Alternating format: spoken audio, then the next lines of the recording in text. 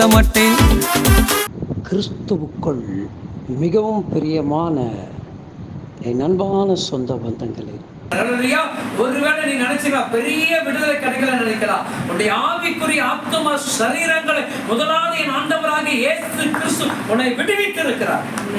சாபத்திலிருந்து விடுவித்திருக்கிறார், பாவத்திலிருந்து விடுவித்திருக்கிறார், பல மனுஷனுடைய நுகங்களிலிருந்து கர்த்தர் விடுவித்திருக்கிறார். ஏன்னா நீ அவர் மேல வாஞ்சியாக இருக்கிற.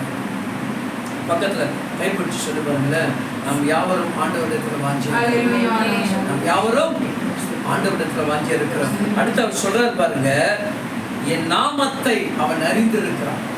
அல்லேலூயா. சாதாரணமா யாராலும் என்ன பண்ண முடியாதுங்க, ஆண்டவருடைய நாமத்தை அறிய முடியாது. அவர் மேல வாஞ்சி, அவர் மேல தாகம் உள்ளவர்களுக்கு தான் என்ன தெரியும், இந்த அவருடைய நாமம் என்னன்னு தெரியும். அல்லேலூயா.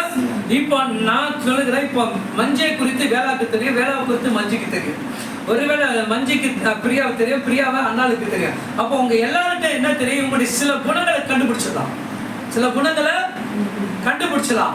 ஆனா ஆண்டவராக இயேசு கிறிஸ்துவை நீ அறியணும்னா முதலாவது என்ன பண்ண, அவர்கிட்ட நீ நெருங்கணும்.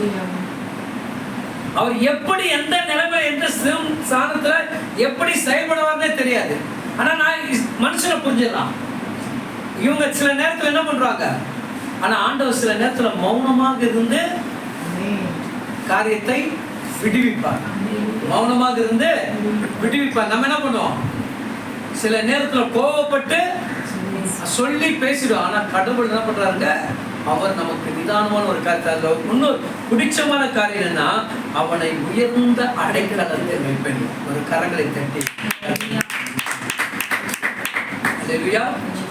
எங்க வைக்கிறாருங்க, உயர்ந்த அடைக்கலம். அல்லேலூயா. அப்போ தேவன் நம்மளை உருவாக்குற விதத்தை நீங்க கவனிக்கணும்.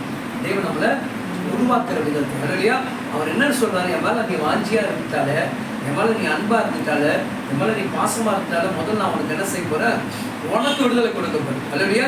இப்ப நான் விடுதலை பெற்றாதான் என்ன பண்ண முடியும், பிறருக்காக ஜெபிக்க முடியும் இல்லையா. அப்ப நம்ம என்ன நினைப்போம், விடுதலை இந்த விடுதலை நினைச்சுக்கிறோம், இது சுத்தி இருக்குது இல்லையா, அதான் விடுதலை நினைச்சுப்போம். அது கிடையாது. அல்லேலூயா.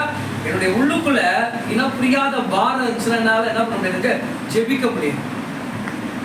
தேவனுக்கு பிரியமான சில காரியங்கள் எனக்குள்ள இருந்துச்சுன்னா கடவுள்கிட்ட என்னால என்ன பண்ண முடியும், வாஞ்சியா போய் நெருங்கி நிற்க முடியாது. அப்போ எனக்குள்ள இருக்கக்கூடிய சில காரியங்களை கர்த்தர் என்ன பண்றாங்க, விடுவித்து காத்துக் கொள்கிறார். அல்லேலூயா. அதான் பாருங்க, தானியேலுடைய ஜெபம் கடவுளிடத்திலிருந்து கிரியை செய்ய ஆரம்பிச்சது. யாருடைய ஜெபம், எஸ்தர் இடத்துல. எஸ்தருடைய ராஜா கேட்பான், உனக்கு என்ன வேண்டும், உன் வேண்டுதல் படி நான் உனக்கு செய்வேன்னு சொல்லுவான். அல்லேலூயா. அப்ப எஸ்தர் என்ன பண்றாங்க, கடவுள் மேல் வாஞ்சியாக மாறுறான். யார் மேல, கடவுளுக்குள்ள போறாங்க. யாருக்குள்ள போறான், எனக்கு ராஜ்யத்துடைய மேன்மை இருக்குது, உயர்ந்த ஸ்தானம் இருக்கிறது, கனமான பொறுப்பு இருக்கிறது, ஆனா இதெல்லாம் கொடுத்தவர் யார், நான் அவரை வாஞ்சித்ததுனாலதான் இவ்வளவு கிடைச்சது. அப்ப நான் இன்னும் அவர்கிட்ட என்ன பண்ணணும், அதிகமாக அவர் நாமத்தை நான் என்ன பண்ணணும், சொல்லணும். அவ என்ன சொல்லுகிற செய்தி பார்த்தீங்கன்னா, நானும் உபவாசம் எடுக்கிறேன், தம்மை சார்ந்தவர்களையும். அப்போ தேவனுடைய பிள்ளையுடைய நோக்கம் என்ன, நானும் இயேசு கிறிஸ்துவை துதிக்கிறேன், நீங்களும் இயேசு கிறிஸ்துவை துதிங்க. அப்ப ரெண்டு துதிகளும் ஒன்றாக இணைஞ்சாதான் கர்த்தர் நம்ம என்ன பண்றாருங்க, விடுவிக்கிறவராக மாறுகிறார். அப்ப அந்த விடுதலையுடைய செய்தி. அடுத்து அவங்க சொல்ல, அவன் என்னை நோக்கி கூப்பிடுவான், அவன் என்னை நோக்கி கூப்பிடுவான், நான் அவனுக்கு மறு உத்தரவு அருளச் செய்வேன், ஆபத்து நாளிலே அவனோடு இருந்தவனை அது பெருசுல கனம் பண்ணும். ஒரு கரம் தட்டுங்க. இல்லையா, கனம் பண்றாராம். அவங்களை என்ன பண்றாராம், எல்லாரும் முன்னாடி என்ன பண்றாராம், கனத்துக்குரிய பாத்திரமாக வைத்திருக்கிறார். இல்லையா. அப்போ முதலாவது தேவ பிள்ளைகள் ஆண்டவர்கிட்ட எப்படி வாஞ்சியா இருக்கு இல்லையா. இப்ப நம்ம சில நேரங்கள் எடுத்துக்கல, இப்போ ஒருத்தர்கிட்ட பேசுறோம்னா இவங்களுக்கு நம்ம எப்படி பிரியமா பேசுறோம், நம்ம கிட்ட பழமாவும் ஒண்ணு இருக்கு இல்லையா, அப்படிதானே பழகுறோம். கிறிஸ்துவ பிள்ளைங்கிட்ட பழகும் போது வந்து என்னன்னா, ஃபர்ஸ்ட் எதையும் பார்க்கறது, அவங்க யாரு, ஆண்டவருடைய பிள்ளை நம்ம பார்த்து பேசுறோம். அதுக்கப்புறம் தான் பழகும் போது தான் இவங்க கிட்ட நம்ம இப்படி பழகணும், இவங்க கிட்ட இப்படி பேசுறது. ஆனா உலகத்துல இருக்க மனுஷங்க என்ன பண்ண, நம்ம அடையாளம் கண்டுபிடிச்சிடும். உலகத்துடைய மனுஷன் என்ன பண்ணுவோம், டக்குன்னு அடையாளம் கண்டுபிடிச்சிடும். இவன் மோசமான ஆளு, இவன் மோசமான, இந்த வீட்டுல பேசுறது, அந்த வீட்டுல பேசுறது அப்படின்னு நம்ம அறிஞ்சுக்கணும். ஆனா கடவுள்கிட்ட இருக்கும் போது கடவுளுடைய பிள்ளைகளை நம்ம அறிய வேண்டும் என்றா என்ன பண்ணுதுங்க, அவங்களோட கூட பழக வேண்டியது, அவங்களோட என்ன பண்ண வேண்டியது, ட்ராவல் பண்ண வேண்டியது இருக்குது. அப்போ அந்த ஆத்மா உண்மையிலே கடவுளுக்குள்ளே இருக்கக்கூடிய ஆத்மாவா இல்லை நம்முடைய சுயநலத்துக்கான ஒரு ஆத்மாவா இல்லையா? சில பேர் என்ன பண்ணாங்க, நமக்கு ஆதாயத்துக்காக சில பேர் நம்மகிட்ட பழகுவாங்க. ஒருவேளை இப்போ இப்படி எடுத்துங்க, மஞ்சி ஒரு தீர்க்கதரிசி சொல்லுது, இல்லை ஒரு அண்ணாள் தீர்க்கதரிசி சொல்லுது. அப்போ என்ன பண்ணாங்க, உங்கள் தீர்க்கதரிசி தான் விரும்புவாங்க, ஆனால் மஞ்சி விரும்புவாங்க, அண்ணாவை விரும்புவாங்க. அது என்னன்னா அந்த தீர்க்கதரிசிக்காக உங்களை நேசிக்கிறாங்க. அப்போ நம்ம வஞ்சிக்க போகிறோம், அவங்களுடைய நேசத்தை கண்டு தான் பண்ணுறோம். ஐயோ உண்மையில கடவுளுக்காக அவங்க நம்ம அப்படி ஜபம் பண்ணணும், அப்படி ஒருத்தருக்காக நம்ம என்ன பண்ணுறது. உண்மையிலே அவங்க கடவுள் மேலே வாங்கி இருந்தால், தாக்கம் இருந்தால் அங்கே கிரியை செய்யப்படும் இல்லையா?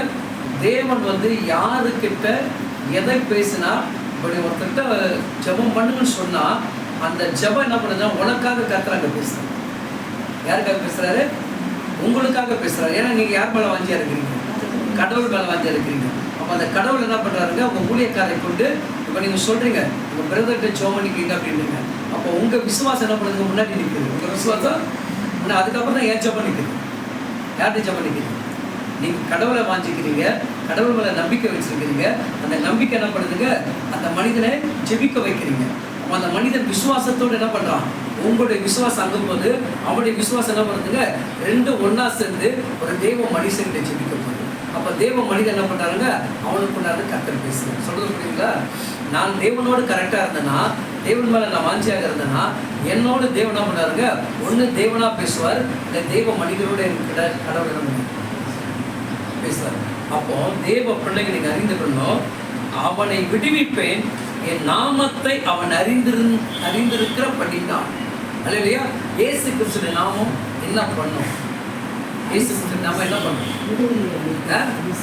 இயேசு கிறிஸ்து நாமம் என்ன பண்ணும்? பெரிய மிராக்கிள் செய்யும், பெரிய அற்புதம் செய்யும். அல்ல இல்லையா? சாதாரணமான ஒரு மனுஷன் 2 சீசர்கள் எதை பயன்படுத்தினாங்க? இயேசு கிறிஸ்துவின் நாமத்தை தான் பயன்படுத்தினாங்க. நசராக இயேசு கிறிஸ்து நாமத்தினால் இப்பொழுது நீ எழுந்து நட சொன்னாங்க. எழுந்து நட.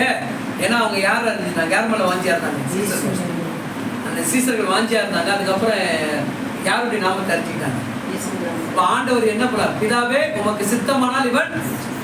அப்ப அந்த நாமத்தை யாரு உள்வாங்கினாங்க? சீசர்கள் அறிந்து கொண்டாங்க.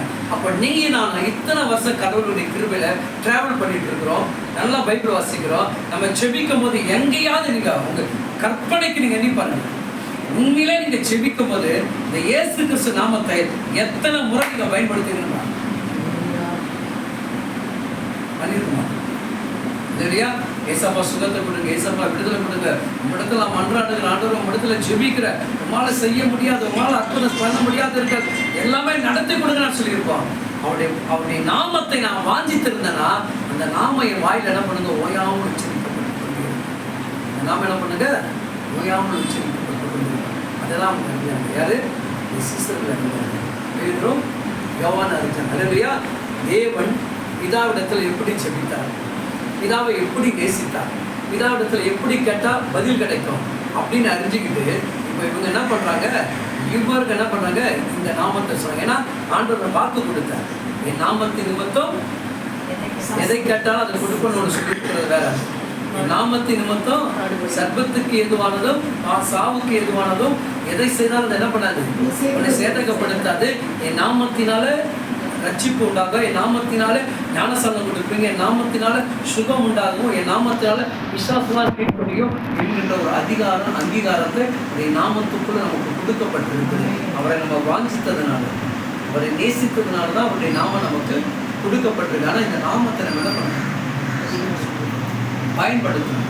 நம்ம நிறைய பேர் என்ன பண்றதுங்க, இயேசு கிறிஸ்து நாமத்தினால ஆண்டவரே உமக்கு சித்தமானால் இந்த வாயை கட்டுவதற்குண்டான அதிகாரத்தை, உமக்கு சித்தமான சத்துடைய முகத்தை இயேசுவின் நாமத்தினால் நிர்மூலமாக்குங்க சொல்றது என்னன்னா, அப்படி சித்தத்தை சொல்லி தான் நாமத்தை சொல்லணும். அங்கே பேதுரு என்ன சொல்லுவான், எடுத்து வாசிங்க அப்போஸ்தலர் 3ஆம் அதிகாரம் முடிச்சிடலாம். அப்போஸ்தலர் நடவடிக்கை 3ஆம் அதிகாரம். அவன் என்னிடத்தில் ஏதாவது கிடைக்குமா என்று எண்ணி அவனை நோக்கி பார்த்தான். அப்பொழுது பேதுரு வெள்ளியும் ஒன்றும் என்னிடத்தில் இல்லை, என்னிடத்தில் உள்ளதை உனக்கு தருகிறேன். என்னிடத்தில் உள்ளதை நஸ்ராகிய இயேசு கிறிஸ்துவின் நாமத்தினால். எப்படி சொல்றாங்க? நஸ்ரனாகிய இயேசு கிறிஸ்துவின் எப்படி சொல்றான்? வெறும் நாமத்தை சொல்ல. எப்படி சொல்றான்?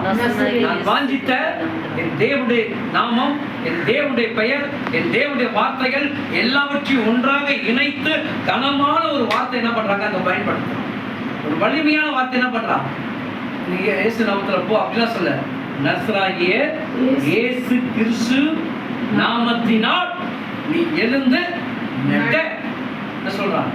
ஒன்னும் வெளியும் என்னிடத்தில் இல்லை. அல்லையா? நீ எதிர்பார்க்கக்கூடிய எதுவுமே என்கிட்ட கிடையாது. ஆனா ஒண்ணு இருக்கு. சொல்லுங்க.